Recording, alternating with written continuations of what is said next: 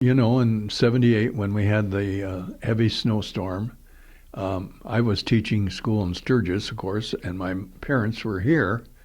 And my mother evidently just got snowbound bored and decided that she was going to write a book on the history of Van Buren. And she did over the next year or two, and was lucky enough to run into three or four elderly people who were in their 90s who could clue her in on history and facts. And she had a lot of letters from individuals here, and so she compiled then an illustrated history of Van Buren, which is called Scott. I was interested in the history of it, but I never considered building a model until my mother developed some Parkinson and dementia, and I would entertain her by talking about Scott.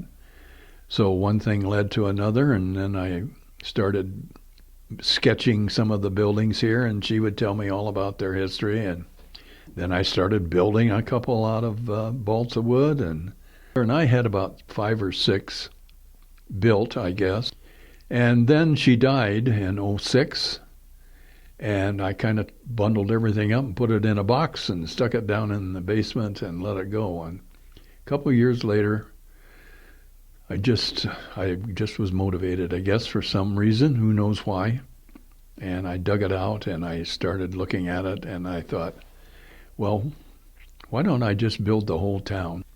Basically, this will start from 1833, and it'll run basically to 1955 when they closed the school down.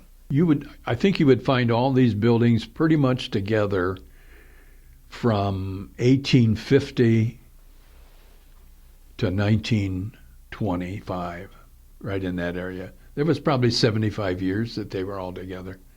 When like I say, I graduated from the high school here in '51, and all 12 years that I went to school, everything looked just about the same, with the exception that the sawmill and the Cooper's factory were gone. Take away the mills, take away the school, take away the creamery, and then some key houses. I would say 80%. 80% of it's still standing.